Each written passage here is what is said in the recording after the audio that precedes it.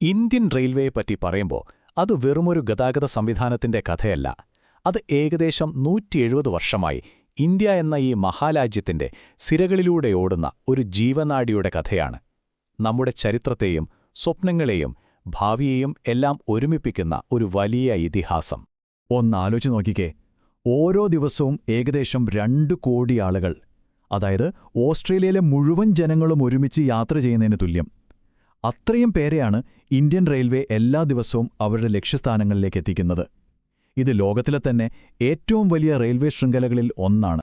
അപ്പോൾ നമ്മുടെ മുന്നിലുള്ള ചോദ്യം ഇതാണ്: വെറും 34 കിലോമീറ്ററിൽ തുടങ്ങിയ ഒരു ചെറിയൊരു ലൈൻ എങ്ങനെയാണ് കോടിക്കണക്കിന് മനുഷ്യരുടെ ആശ്രയമായി ഈ രാജ്യത്തിന്റെ തന്നെ ജീവനാഡിയായി മാറിയത്? വാ, നമുക്ക് ഈ കഥയുടെ തുടക്കത്തിലേക്കൊന്ന് പോയി നോക്കാം. അപ്പോൾ നമുക്ക് ഈ കഥയുടെ തുടക്കത്തിലേക്ക് തന്നെ പോകാം. സത്യം പറഞ്ഞാൽ ഇതെല്ലാം തുടങ്ങിയത് ഒരു കൊളോണിയൽ പരീക്ഷണമായിട്ടാണ്. ഇന്ന് നമ്മൾ കാണുന്ന ഈ ഭീമാകാരമായ നെറ്റ്വർക്കിന്റെ തുടക്കം വളരെ ചെറുതായിരുന്നു. അതിന്റെ ലക്ഷ്യം ഇന്ത്യയുടെ നന്മയൊന്നുമായിരുന്നില്ല, മറിച്ച് ബ്രിട്ടീഷ് സാമ്രാജ്യത്തിന്റെ താൽപ്പര്യങ്ങൾ മാത്രമായിരുന്നു. അങ്ങനെ ആ ചരിത്ര ദിവസം വന്നെത്തി. 1853 ഏപ്രിൽ 16.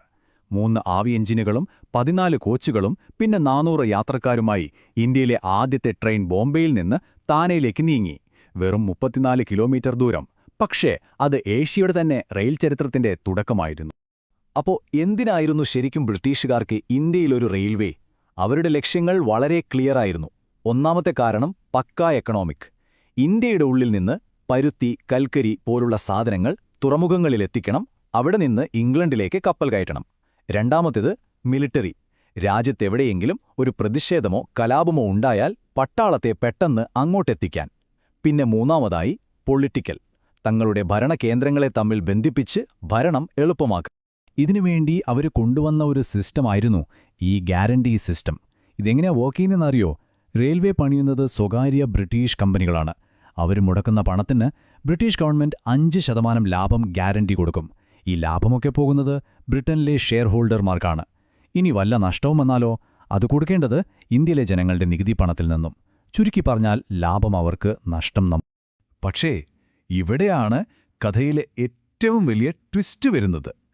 ഇന്ത്യയെ അടക്കി ഭരിക്കാനും ഇവിടുത്തെ സമ്പത്ത് കൊണ്ടുപോകാനും വേണ്ടി ബ്രിട്ടീഷുകാരുണ്ടാക്കിയ അതേ റെയിൽവേ ഇന്ത്യ എന്ന ഒരൊറ്റ രാജ്യമെന്ന ചിന്തയ്ക്ക് വളമിട്ടു. ഇതൊരിക്കലും അവർ പ്രതീക്ഷിച്ചൊരു കാര്യമല്ലായിരുന്നു. ഈ വളർച്ചയുടെ വേഗതയൊന്ന് നോക്കിക്കേ.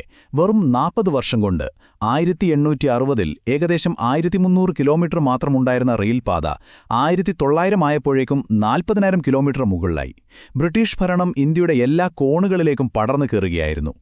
അപ്പോൾ ഇതാണ് നമ്മൾ മനസ്സിലാക്കേണ്ട ഏറ്റവും പ്രധാനപ്പെട്ട കാര്യം. റെയിൽവേക്ക് ഒരേ സമയം 2 മുഖങ്ങളുണ്ടായിരുന്നു. ഒരു വശത്ത് അത് ബ്രിട്ടീഷ് ചൂഷണത്തിനുള്ളൊരു ഉപകരണമായിരുന്നു.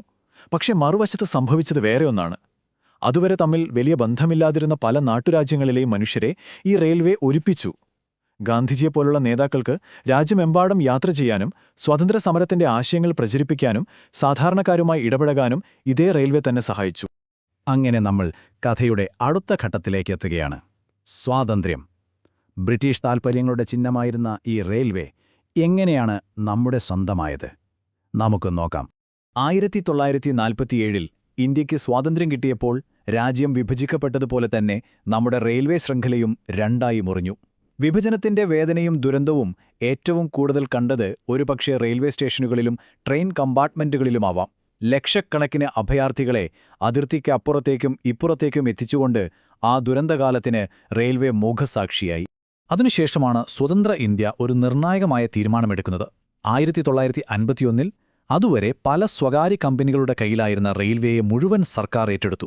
അങ്ങനെ ഇന്ത്യൻ റെയിൽവേ എന്ന ഒരൊറ്റ സ്ഥാപനം നിലവിൽ വന്നു. അതൊരു വെറും ഭരണപരമായ മാറ്റം മാത്രമായിരുന്നില്ല, അതൊരു പ്രഖ്യാപനമായിരുന്നു. ഈ റെയിൽവേ ഇനി ഈ രാജ്യത്തെ ജനങ്ങളുടേതാണ് എന്ന പ്രഖ്യാപനം. നമ്മുടെ പഴയ സിനിമകളിലൊക്കെ കാണുന്ന പോലെ ആദ്യത്തൊരു നൂറ്റാണ്ടോളം ഇന്ത്യൻ റെയിൽവേ എന്ന് പറഞ്ഞാൽ അത് ആവി എഞ്ചിനുകളായിരുന്നു. കൽക്കരിയുടെ ആ മണവും നീണ്ട ചൂളം വിളിയും പുകതുപ്പി മുന്നോട്ടു പായുന്ന ആ കറുത്ത ഭീമന്മാരും അതായിരുന്നു ഇന്ത്യയുടെ വ്യാവസായിക വളർച്ചയുടെ ഒരു മുഖം. പക്ഷേ രാജ്യം വളർന്നപ്പോൾ നമുക്ക് കൂടുതൽ വേഗതയും ശക്തിയും വേണ്ടി വന്നു. അപ്പോഴാണ് സ്റ്റീം എഞ്ചിനുകൾ പതുക്കെ ചരിത്രത്തിന്റെ ഭാഗമായത്. കൂടുതൽ കരുത്തുള്ള ഡീസൽ, ഇലക്ട്രിക് എഞ്ചിനുകൾ ഇന്ത്യൻ റെയിൽവേയുടെ പുതിയ മുഖമായി മാറി. ഓക്കെ, ഇനി നമുക്ക് കുറച്ചുകൂടി ഇപ്പുറത്തേക്ക്, നമ്മുടെയൊക്കെ കാലഘട്ടത്തിലേക്ക് വരാം. ഒരു സമയത്ത് പിന്നോട്ടു പോയിരുന്ന ഇന്ത്യൻ റെയിൽവേ എങ്ങനെയാണ് സ്വയം അടിമുടി മാറി ഇന്നത്തെ ഈ സൂപ്പർ ഫാസ്റ്റ് യുഗത്തിലേക്കെത്തിയത്? ഈ മാറ്റം ഒറ്റയടിക്ക് വന്നതല്ല, പല ഘട്ടങ്ങളായിട്ടാണ് സംഭവിച്ചത്. 80കളിലൊക്കെ റെയിൽവേ സാമ്പത്തികമായി വളരെ പിന്നിലായിരുന്നു. അടിസ്ഥാന സൗകര്യങ്ങളെല്ലാം പഴയതായിരുന്നു. 1991 സാമ്പത്തിക ഉദാരവൽക്കരണം ചില മാറ്റങ്ങൾ കൊണ്ടുവന്നെങ്കിലും യഥാർത്ഥ വിപ്ലവം വരുന്നത് 2000ങ്ങളിലാണ് IRCTC വന്നതോടെ. ഓർമ്മയില്ലേ, ടിക്കറ്റ് എടുക്കാൻ കൗണ്ടറുകളിൽ മണിക്കൂറുകളോളം ക്യൂ നിന്ന കാലം? അതെല്ലാം മാറ്റിമറിച്ചത് ഓൺലൈൻ ടിക്കറ്റിംഗ് ആയിരുന്നു. ഇന്ന് നമ്മൾ വന്ദേ ഭാരത് പോലുള്ള സെമി ഹൈസ്പീഡ് ട്രെയിനുകളുടെ കാലഘട്ടത്തിലാണ്. ഇപ്പോൾ ഇന്ത്യൻ റെയിൽവേയുടെ ഫോക്കസ് എവിടെയാണെന്ന് നോക്കാം. റെയിൽ പാതകൾ മുഴുവൻ വൈദ്യുതീകരിക്കുക, ചരക്കുനീക്കം വേഗത്തിലാക്കാൻ പ്രത്യേക ട്രാക്കുകൾ ഉണ്ടാക്കുക, GPS ട്രാക്കിംഗ് പോലുള്ള പുതിയ ടെക്നോളജികൾ കൊണ്ടുവരിക, സ്റ്റേഷനുകൾ ലോകോത്തര നിലവാരത്തിലേക്ക് ഉയർത്തുക, പിന്നെ ഏറ്റവും പ്രധാനമായി ട്രെയിനുകളും കോച്ചുകളും പൂർണ്ണമായി ഇന്ത്യയിൽ തന്നെ നിർമ്മിക്കുക. പക്ഷേ ഈ ടെക്നോളജിക്കും സ്പീഡിനും കണക്കുകൾക്കുമെല്ലാം അപ്പുറം ഇന്ത്യൻ റെയിൽവേ എന്ന് പറഞ്ഞാൽ നമുക്കെന്താണ്? വെറുമൊരു ട്രാൻസ്പോർട്ട് സംവിധാനം എന്നതിലുപരി അത് എങ്ങനെയാണ് നമ്മുടെ സംസ്കാരത്തിന്റെ ഒരു ഭാഗമായത്? ഈ ഒരു വാചകം മാത്രം മതി അതിന്റെ പ്രാധാന്യം മനസ്സിലാക്കാൻ. സ്റ്റേഷനുകളും പ്ലാറ്റ്ഫോമുകളും ട്രെയിനുകളും ഇന്ത്യ സ്വയം കണ്ടുമുട്ടുന്ന ഇടങ്ങളാണ്, ശരിയല്ലേ? പല ഭാഷകൾ സംസാരിക്കുന്ന, പല നാടുകളിൽ നിന്ന് വരുന്ന, പല മതങ്ങളിലും ജാതികളിലും വിശ്വസിക്കുന്ന ആളുകൾ ഒരുമിച്ച് മണിക്കൂറുകളോളം യാത്ര ചെയ്യുന്നൊരു സ്ഥലം. അവിടെ വെച്ച് അവർ ഭക്ഷണം പങ്കുവയ്ക്കുന്നു, കഥകൾ പറയുന്നു. ഇന്ത്യയുടെ ആ വൈവിധ്യം ഏറ്റവും നന്നായി കാണാൻ പറ്റുന്നൊരിടമാണ് ഓരോ ട്രെയിൻ യാത്രയും.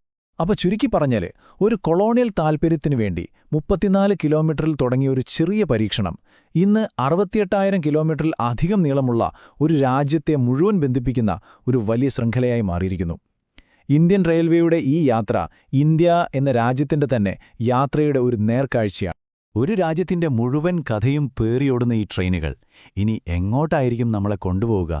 ബുള്ളറ്റ് ട്രെയിനുകളുടെ ഒരു പുതിയ യുഗത്തിലേക്കോ അതോ മറ്റെന്തെങ്കിലും അത്ഭുതങ്ങളിലേക്കോ? എന്തായാലും നമുക്ക് കാത്തിരുന്ന് കാണാം.